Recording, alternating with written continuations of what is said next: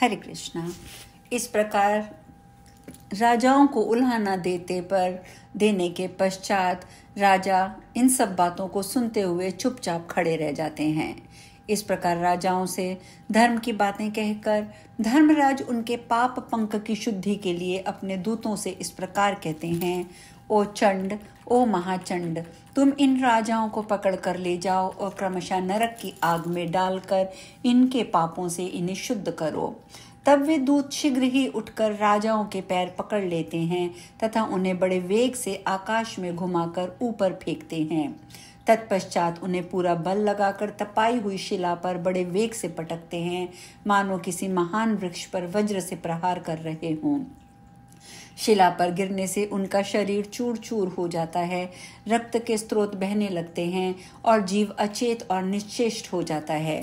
तदंतर वायु का स्पर्श होने पर वह धीरे धीरे फिर सांस लेने लगते हैं। इसके बाद पाप की शुद्धि के लिए उसे नरक के समुद्रों में डाल दिया जाता है। इस पृथ्वी के नीचे नरक की 28 कोटियां हैं। वे 7वें तल के अंत में भयंकर अंधकार के भीतर स्थित हैं।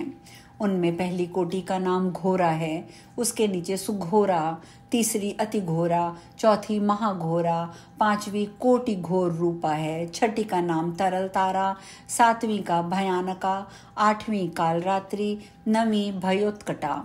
उसके नीचे 10वीं कोटि चंड है, उसके नीचे भी महाचंडा है, 12वीं का नाम चंड कोलाहला है। इसके बाद प्रचंडा, नरनायिका, कराला, विकराला और वज्रा। 3 अन्य नरकों के साथ वज्रा की 20वीं संख्या है।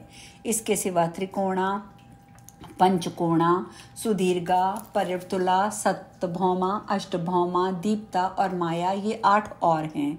इस प्रकार नरक की कुल 28 कोटियां बताई गई हैं। उपयुक्त कोटियों में से प्रत्येक के 5 नायक हैं, उनके नाम भी सुनो।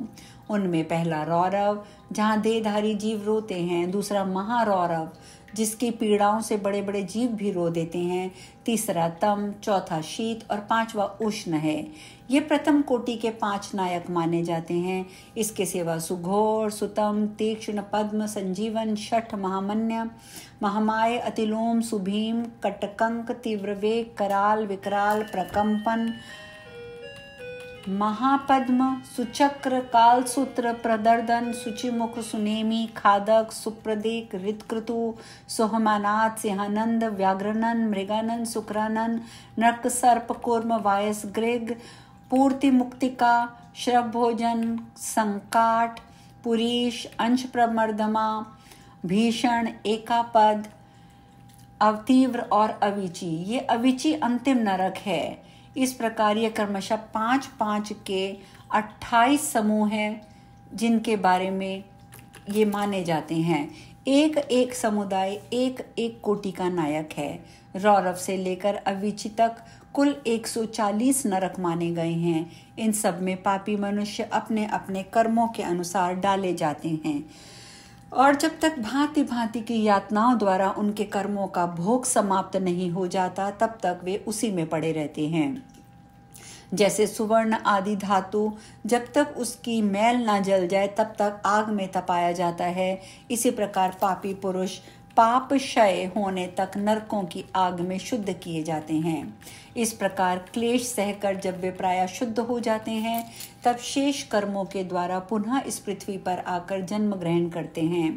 तृण और झाड़ी आदि के भेद से नाना प्रकार के स्थावर होकर वहां के दुख भोगने के पश्चात पापी जीव कीड़ों की योनि में जन्म लेते हैं। फिर कीट योनि से निकलकर पक्षी होते हैं। पक्षी रूप से कष्ट भोगकर मृग योनि में उत्पन्न होते हैं। वहां के दुख भोगकर अन्य पशु योनियों में जन्म लेते हैं। फिर क्रमशः गो योनि में आकर मरने के पश्चात मनुष्य होते हैं। माताओं, हमने यमलोक में इतना ही देखा है। वहाँ पापी को बड़ी भयानक यातनाएं दी जाती हैं। वहाँ ऐसे ऐसे नरक हैं जो कभी ना देखे गए थे, ना कभी सुने गए थे। वह सब हम लोग ना तो जान सकती हैं, ना ही देख सकती हैं। माताएं बोली, बस बस इतना ही बहुत हुआ, अब रहने दो। इन नरक यातनाओं को सुनकर हमारे सारे अंग शिथिल हो गए हैं, हृदय में भय छा गया है। बारंबार उनकी याद आ जाने से हमारा मन सुध-बुध खो बैठता है। आंतरिक भय के उद्रेक से हम लोगों के शरीर में रोमांच हो आता है। कन्याओं ने कहा, माताओं, इस परम पवित्र भारतवर्ष में जो हमें जन्म मिला है वह अत्यंत दुर्लभ है। इसमें भी हजार हजार जन्म लेने के बाद पुण्य राशि के संचय से कदाचित कभी जीव मनुष्य योनि का जन्म पाता है, परंतु माघ स्नान में तत्पर रहने वाले उनके लिए कुछ भी दुर्लभ नहीं है। उन्हें यहाँ ही परम मोक्ष प्राप्त हो जाता है और पर्याप्त भोग सामग्री भी सुलभ होती है। भारतवर्ष को कर्म भूमि कहा गया है। अन्य जितनी भूमियां हैं वे योग भूमि, भोग भूमि मानी जाती हैं। यहाँ यति तपस्या और याजक यज्ञ करते हैं तथा यहीं पारलौकिक सुख के लिए श्रद्धा पूर्वक दान दिए जाते हैं। कितने ही धन्य पुरुष यहीं माघ स्नान करते तथा तपस्या करके अपने कर्मों के अनुसार ब्रह्मा, इंद्र, देवता और मरुद गणों का पद प्राप्त कर लेते हैं। यह भारतवर्ष सभी देशों में श्रेष्ठ माना गया है, क्योंकि यही मनुष्य धर्म और स्वर्ग और मोक्ष की सिद्धि पा सकते हैं। इस पवित्र भारतवर्ष में क्षणभंगुर मानव जीव को पाकर जो अपने आत्मा का कल्याण नहीं करता, उसने अपने आप को ठग लिया। मनुष्यों ने भी अत्यंत दुर्लभ ब्राह्मणत्व को पाकर जो अपना कल्याण नहीं करता, उससे बढ़कर मूर्ख कौन होगा। कितने ही काल के बाद जीव अत्यंत दुर्लभ मानव जीवन प्राप्त करता है। इसे पाकर ऐसा करना चाहिए जिससे उसे नरक में ना जाना पड़े। देवता लोग भी ये अभिलाषा किया करते हैं कि हम लोग कब भारतवर्ष में जन्म लेकर माघ मास में प्रातःकाल किसी नदी या सरोवर में गोते लगाएंगे। देवता ये गीत गाते हैं और जो लोग देवत्व के पश्चात स्वर्ग और मोक्ष की प्राप्ति के मार्गभूत भारतवर्ष के भूभाग में मनुष्य जन्म धारण करते हैं, वे धन्य हैं। हम नहीं जानते कि स्वर्ग की प्राप्ति कराने वाले अपने पुण्य कर्म के क्षीण होने पर किस देश में हमें पुनः देह धारण करना पड़ेगा। जो भारतवर्ष में जन्म लेकर सब इंद्रियों से युक्त, किसी भी इंद्रिय से हीन नहीं है, वे ही मनुष्य धन्य हैं। अतः माताओं, तुम भय मत करो, बिल्कुल मत करो। आदर पूर्वक धर्म का अनुष्ठान करो। जिनके पास दान रूपी राख खर्च होता है, वे यमलोक के मार्ग पर सुख से जाते हैं। अन्यथा उस पाथेय रहित पथ पर जीव को क्लेश भोगना पड़ता है।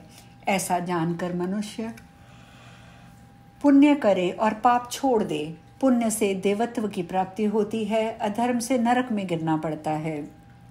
जो किंचित भी देवेश्वर भगवान श्री हरि के चरण में गए हैं, वे भयंकर यमलोक का दर्शन नहीं करते हैं। बांधवों, यदि तुम लोग संसार बंधन से छुटकारा पाना चाहते हो तो सच्चिदानंद स्वरूप परम देव श्री नारायण की आराधना करो। यह चराचर जगत आप लोगों की भावना संकल्प से ही निर्मित है। इसे बिजली की तरह चंचल क्षणभंगुर समझकर श्री जनार्दन का पूजन करो। अहंकार विद्युत की रेखा के समान व्यर्थ है, इसे कभी पास ना आने दो। शरीर मृत्यु से जुड़ा हुआ है, जीव भी चंचल है, धन राजा आदि से प्राप्त होने वाली बाधाओं से परिपूर्ण है तथा संपत्तियां क्षणभंगुर हैं।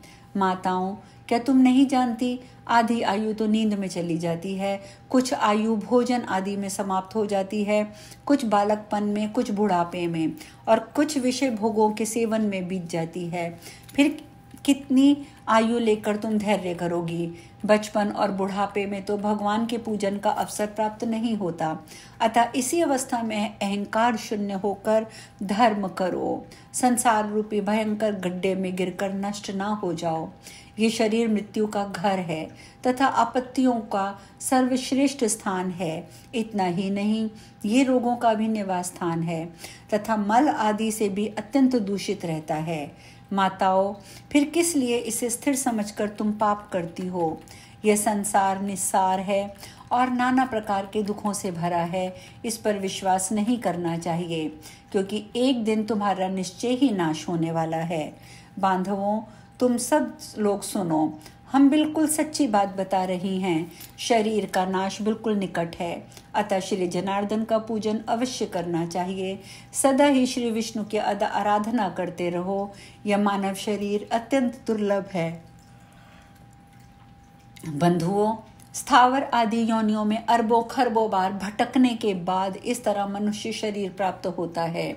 मनुष्य होने पर भी देवताओं के पूजन और दान में मन लगना तो और भी कठिन है।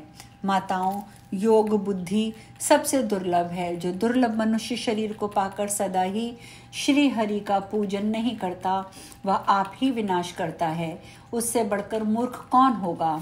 तुम लोग दंभ का आचरण छोड़कर चक्र सुदर्शनधारी भगवान विष्णु की पूजा करो। हम लोग बारंबार भुजाएं उठाकर तुम्हारे हित की बात कहती हैं।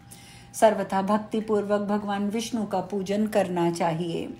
सबके धारण करने वाले जगदीश्वर भगवान अच्युत की आराधना किए बिना संसार सागर में डूबे हुए तुम सब लोग कैसे तरोगे। हमारी ये बात सुनो। जो प्रतिदिन तन्मय होकर भगवान गोविंद के गुणों का गान तथा नापों का संकीर्तन सुनते हैं, उन्हें वेदों से, तपस्या से, शास्त्रोक्त दक्षिणा वाले यज्ञों से, पुत्र और स्त्रियों से, संसार के कृत्यों से तथा घर खेत बंधु बांधवों से क्या लेना देना। इसीलिए तुम लोग भय छोड़कर श्री केशव की आराधना करो।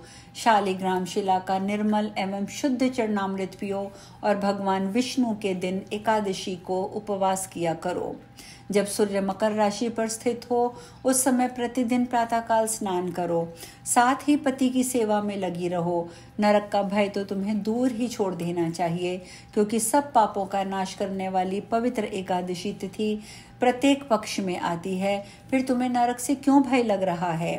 भय घर से बाहर के जल में स्नान करने से पुण्य प्रदान करने वाला माघ मास भी प्रतिवर्ष आया करता है। फिर तुम्हें नरक से क्या भय।